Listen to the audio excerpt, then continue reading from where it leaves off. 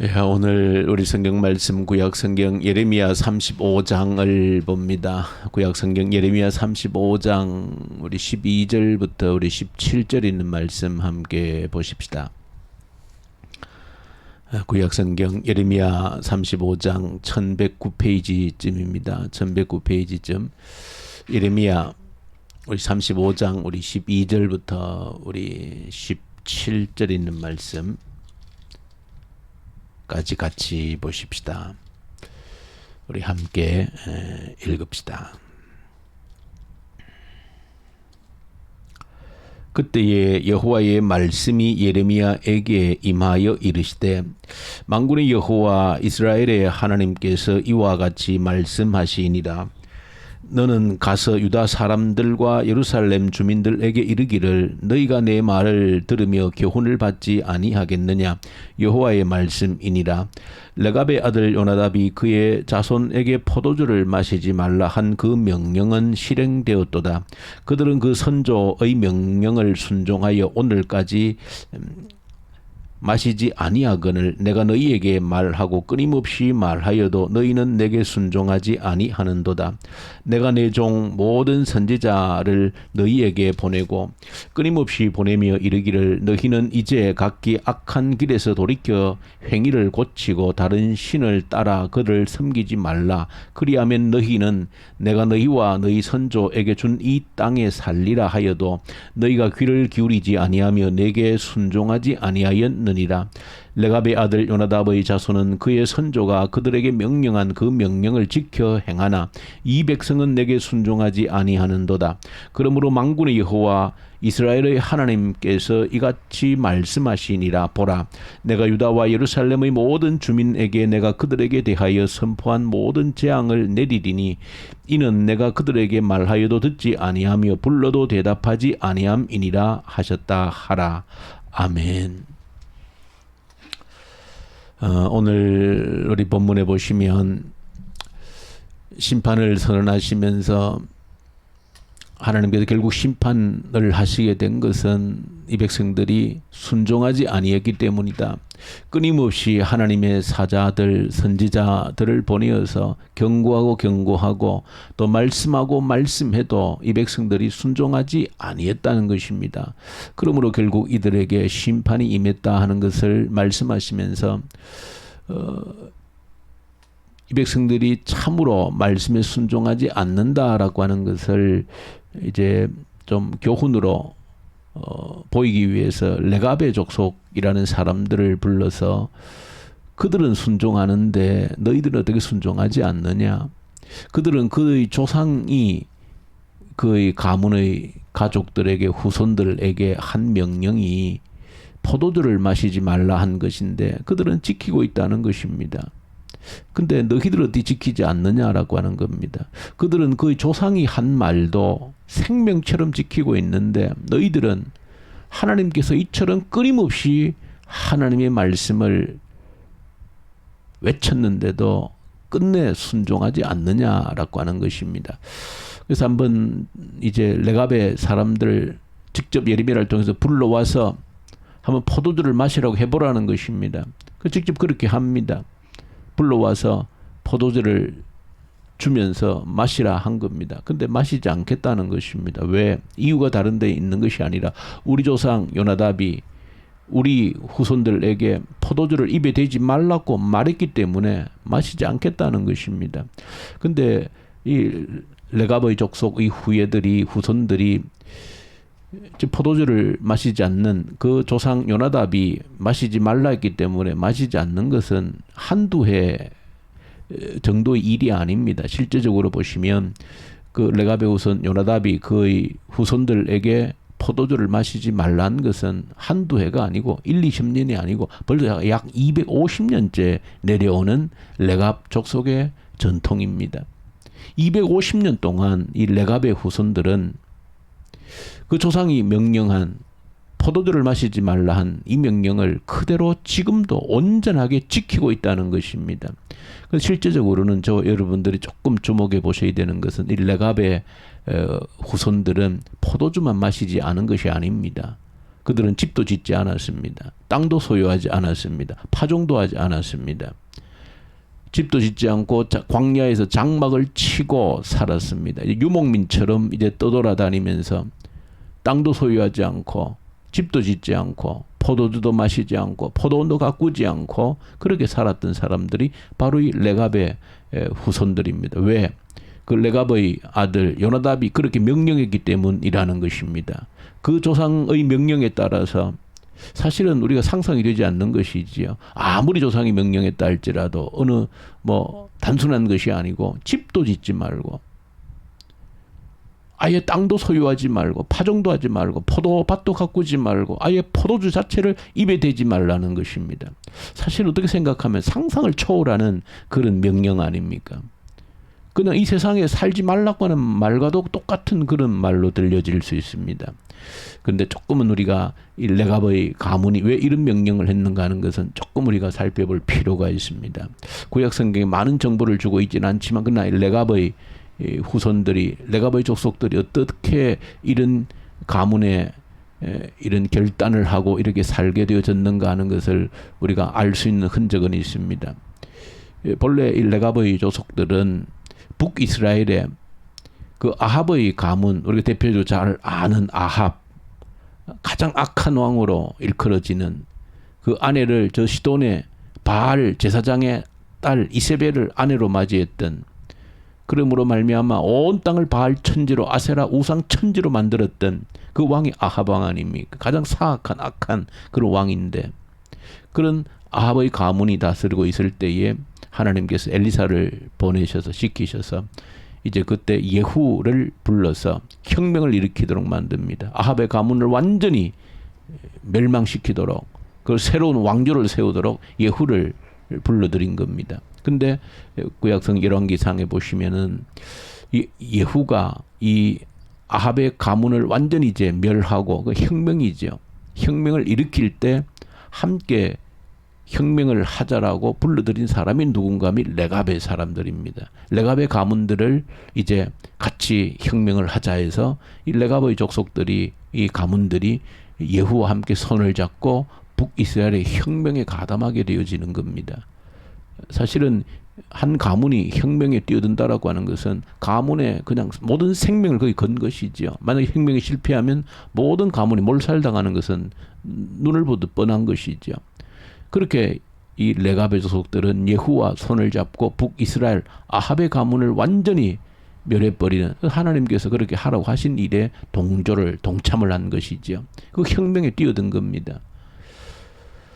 근데 그 혁명에 뛰어들어서 예후와 이 레갑 족속들이 그 혁명에 성공을 하게 되어지죠. 그래서 모든 바알의 가문들을 완전히 멸해버리고, 그리고 바알 선지자들 모두 다 이렇게 깨끗하게 예루살렘에서 완전히 쓸어버리게 되어지는 것이죠. 다 가두어서 다 죽여버립니다. 바알을 섬기는 모든 선지자들, 거기 동조한 모든 자들을 깨끗하게 이렇게 정화를 하는 그런 일들을 함께 단행을 하게 되어집니다. 그런데 예후가 그 혁명을 온전히 다 완수를 하지 않습니다. 바알 선지자들을 다 죽이고 아합의 가문들을 다 멸하긴 했지만은, 그러나 보시면은 그 금송아지를 없애지 않았습니다. 북이스라엘이 섬겼던 그 금송아지, 그것은 백성들이 혹여나 남쪽 성전으로 마음이 기울어질까 싶어서 처음 여로보암 때부터 세웠던 그 금송아지가 있습니다. 남쪽의 유다 성전을 대신해서 이 산당에서 금송아지를 섬기라는 것입니다. 백성들의 마음이 혹여라도 남쪽으로 쏠리까 싶어서. 근데 예후가 그것은까지 완전히 깨끗하게 정리를 하지 않는 겁니다. 아마 그로 인해서 레갑의 가문은 굉장히 실망하고 돌아선 것으로 보여집니다. 아마 레갑의 가문이 이 예후와 함께 혁명에 뛰어든 것은 정말로 이 북이스라엘에 온전한 하나님의 나라가 세워지기를, 하나님의 율법이, 하나님의 법이 온전히 이루어지기를 간절히 바랬던 것으로 보여집니다. 근데 예후와 함께 손을 잡고 저 아합의 가문을 무너뜨리고 반쯤의 혁명을 성공을 했지만은, 그러나 예후가 이제 인간의 자기 정치적인 욕망 때문에 백성들의 그 마음을 사로잡기 위해서 결국은 온전히 하나님께 순종하지 못하는 그런 모습을 보여줌으로 말미암아 아마 레갑의 족속들은 큰 실망을 하게 되어지고, 이때 그 레갑의 우두머리였던 가문의 제일 어른이었던 요나답이 그 백성들에게, 그 후손들에게, 이제부터 우리 가문은 절대 땅을 소유하지 않고 포도나무를 심지 않고 포도주를 마시지 않고 장막에 살면서 할 것을 그렇게 명령으로 내린 것으로 보여집니다. 그렇게 한 것은 아마 여러 가지 이유들이, 조금 더 우리가 살펴볼 이유들이 있는데, 왜냐하면 당시에 이 바알 우상들을 섬기고 하면서 여러 가지 이방 정치 제도들이 그대로 유입되게 되어집니다. 그중에 대표적인 것이 아마 땅을 소유하지 않고 포도나무를 심지 않고 포도원을 재배하지 않는 것은 그 당시에 이제 이방의 제도, 즉 다시 말하면 하나님의 법에는 땅에 대한 정확한 규정들이 있습니다. 한 사람이 능력이 있다고 해서 모든 사람들이 땅을 막 사들여서 자기가 혼자 다 소유할 수가 없습니다. 왜? 땅은 다 분배를 해준 겁니다. 땅이라고 하는 것은 모든 사람들의 기본 터전이기 때문에 다른 사람들 땅을 혹이라도 사게 된 날짜라도 때가 되면 7년이 지나면 다 돌려줘야 되는 겁니다. 그런데 그런 법들조차도 이방의 저 시돈 땅에, 페니키아에 그런 법들이 들어와서 한 사람의 능력이 있으면 수많은 땅을 축적하게 되어지는 그런 것까지라도 이제 완전히 횡행하게 되어지는 그런 일들을 통하여서 온전히 이 북이스라엘이 하나님 말씀으로 개혁되지 않는, 아마 거기에 굉장한 실망을 가지고 아마 이 레갑의 가문은 아마 그런 아주 극단적인, 아마 자기 가문들이라도 잘못되어지고 있는 이 북이스라엘을 향해서 아마 항의하는 그런 측면에서 아마 이런 가문의 명령을 내린 것으로 보여지는 겁니다.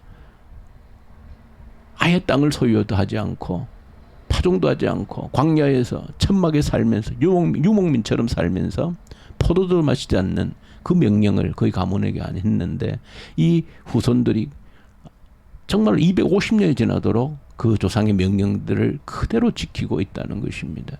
이것이 레갑의 족속들의 특별한 점이고, 하나님께서 그들을 귀하게 보셨고 이 예레미야를 통하여서 그들을 보라고 말씀하신 겁니다. 그들은 그렇게 지키고 있는데 이 백성들은 이렇게 끊임없이 보내었어도, 선지자들을 보내서 끊임없이 일깨우고 선포했지만 듣지 않으므로 심판이 임한다라고 하는 것을 보여주고 있습니다. 저 여러분들 한 번쯤 이 레갑의 가문에 대해서 깊이 한번 생각해 볼 필요가 있습니다. 오늘 우리 히브리서 2장을 보게 되어집니다. 특별히 히브리서 2장은 중요한 내용들이 담겨져 있습니다. 그것은 특별히 사람으로 오신 예수 그리스도에 대해서 말씀을 합니다. 사람으로 오신 예수 그리스도에 대해서 성경 신학성 많은 곳에 사람으로 오신 예수 그리스도를 많이 이제 증거를 하고 있긴 있지만, 히브리서 2장이 특별한 것은 왜 하나님께서 사람으로 오셨는지 그 이유를 설명하는 것은 히브리서 2장 유일한 내용입니다. 하나님께서 우리와 똑같은 사람으로 오신 이유가 어디에 있는지를 정확하게 설명하는 것이 히브리서 2장입니다. 거기 중요한 내용들을 많이 소개하고 있는데, 이 새벽에 저 여러분들 기도 제목으로 삼아서 한 가지 꼭 기억할 것은, 하나님께서 이제는 우리로 하여금 그저 말로만 지켜라 하지 않으시고 직접 사람이 되셔서 우리와 똑같은 육체를 가진, 연약한 육체를 가진 사람으로 오셔서 우리와 똑같이 사셨다는 것입니다. 똑같은 정도가 아니라 가장 낮은, 가장 고난의 자리, 낮은 자리에서 사셨다는 것입니다. 마지막 죽기까지 십자가 자기 생명을 내놓기까지 고난의 극치를 경험하면서 주님이 똑같이 사셨다는 것입니다. 결론적으로는 주님께서 하나님의 아들로 아들이 우리 사람으로 똑같이 오셔서 순종하시고 고난을 겪으시고 아픔과 눈물을 흘리시면서 그 가운데 하나님의 아들로서 히브리서 1장에 말씀한 대로 하나님의 말씀을 드러냈다는 것입니다. 하나님의 모습을 온전히 드러냈다는 것입니다. 그 말은 핵심 중 핵심은 하나님의 아들이 우리와 똑같은 사람으로 오셔서 100% 하나님 말씀에 순종하는 본을 보이셨다는 겁니다. 구약 성경에 그저 이제는 선지자를 통해서 말씀으로만 선포한 것이 아니라 하나님이 직접 나와 우리와 똑같은 100% 육체를 가진 피곤한 연약한 육체를 가진 사람으로 오셔서 순종한 그 본을 보이셨고 하나님의 모습을 그대로 예수님을 통해서 드러내셨다는 겁니다. 그러므로 너희들도 예수님처럼 본을 받아서 그대로 하나님의 모습을 드러내는 삶을 살라는 것입니다. 이제 이렇게까지 하나님께서 하셨는데도 우리가 주님을 본받아서 나를 통해 하나님을 드러내는 하나님의 얼굴을 드러내는 그 역할을 그렇게 살지를 못한다라고 하면 그 레갑의 족속을 생각하면 얼마나 부끄러운 일이겠습니까? 하나님 말씀이 이 땅에 온전히 실천되어지지 않는 이루어지지 않는 그것을 보고 항의하면서 땅도 소유하지 않고 집도 짓지 않고 광야에 살면서 하나님 말씀이 이루어져야 된다라고 하는 그런 항의하는 그런 결단의 레갑의 가문들을 여러분들이 한번 기억한다라고 하면 이제 하나님 아래 직접 오셔서 그렇게 본을 보여주셨는데도 우리가 우리를 통해 나를 통해 하나님의 얼굴이 드러나는 그런 삶을 살아드리지 못한다라고 하면 그 책임이 얼마나 크겠는가라고 하는 것을 여러분들이 기억하는 새벽이 되어져야 됩니다. 이 새벽에 그 레갑의 가문들을 한번 기억하십시다. 아마 우리가 언제 천국에 가면 그 레갑의 후손들도 만나보게 되지 않겠습니까? 하나님의 말씀이 이 땅에 이루어지지 않는 그것을 보고 가슴을 치고 저항했던 그 레갑의 족속들을 우리가 한번 기억하면서 우리가 아무리 연약하지만 우리 주님께서 이처럼 나와 똑같이 연약한 몸으로 모든 본을 다 보여주셨음에도 불구하고 이런 핑계 저런 핑계 피곤하다 힘들다 어떤 우리가 고난을 겪어도 주님보다 더 큰 고난을 겪은 사람은 없습니다. 그 모든 고난을 직접 경험하시고 자신을 통해 온전한 하나님의 얼굴을 드러내셨는데 이제 우리가 변명이 거리가 없는 겁니다. 변명할 수 있는 여지가 없는 겁니다. 하나님 내가 이런저런 고난 때문에 아파서 힘들어서 못했습니다. 할 수가 없는 겁니다. 나보다도 훨씬 더 고난 가운데 계신 주님께서 온전히 그렇게 사하셨기 때문에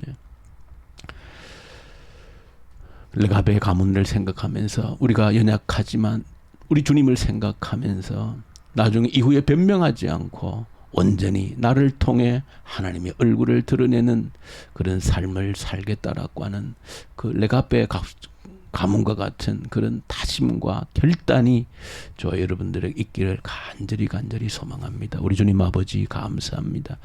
참으로 이후에 우리에게 부끄러운 일들이 일어나지 아니하도록 레갑 족속의 그 결단을 우리가 본받게 하시고 주님께서 온전히 살아내셨는데 본을 받아서 흉내라도 낼 수 있는 저희들 되게 해 주시옵소서. 예수님 이름으로 기도 올려드립니다. 아멘. 하늘에 계신 우리 아버지, 아버지의 이름을 거룩하게 하시며 아버지의 나라가 오게 하시며 아버지의 뜻이 하늘에서와 같이 땅에서도 이루어지게 하소서. 오늘 우리에게 일용할 양식을 주시고 우리가 우리에게 잘못한 사람을 용서하여 준 것 같이 우리 죄를 용서하여 주시고 우리를 시험에 빠지지 않게 하시고 악에서 구하소서. 나라와 권능과 영광이 영원히 아버지의 것입니다. 아멘. 주신 말씀 가지고 결단하십시다. 레갑 족속들을 보면서 본을 보이신 예수 그리스도를 본받아서 결단하며 나를 통해 온전한 하나님의 얼굴을 드러내는 삶을 살게 해주십시오. 간절히 기도로 올려드리십시다. 나라를 위해서 이 나라의 지도자들 올려드리십시다. 북한 땅을 올려드리십시다. 긍휼과 자비를 베풀어 주십시오. 악한 정권이 속히 소멸되게 하시고 복음의 계절이 속히 오게 하십시오. 이 코로나 앞에서 하나님의 얼굴을 구하고 견고하게 우리의 믿음을 다지는 시간 되게 해 주십시오. 간절히 기도하고 올 토요일 내일 거룩한 주일입니다. 하나님 진정한 예배자로 세워지는 기회로 되게 해 주십시오. 예배를 소중히 여기며 진정으로 성령의 충만한 임재가 있는 그런 예배를 우리가 준비하고 드림으로 말미암아 예배를 통해서 하나님께서 얼마나 놀랍게 역사하시는지를 경험하는 예배 되게 해 주십시오. 한 사람 예배를 소홀히 여기는 자 없게 하시고 오직 성령 충만한 임재가 있는 그런 예배 될 수 있도록 은혜를 베풀어 주십시오. 간절히 주일 예배를 위해서 기도 올려드리십시다. 그리고 선교현장에 있는 선교사님들, 특히 이집트 인도 우리 사역자들에게 이 새벽에도 말씀과 성령으로 충만케 하십시오. 우리 아프간에 고통받는 주의 형제들 위로하시고 담담과 능력 위로를 주십시오. 간절히 기도 올려드리고 우리 정종자 집사님 모든 암세포를 능히 이겨내는 하나님의 능력을 나타내는 여종이 되게 하여 주십시오. 위에서도 간절히 우리 주님과 함께 기도로 올려드립시다.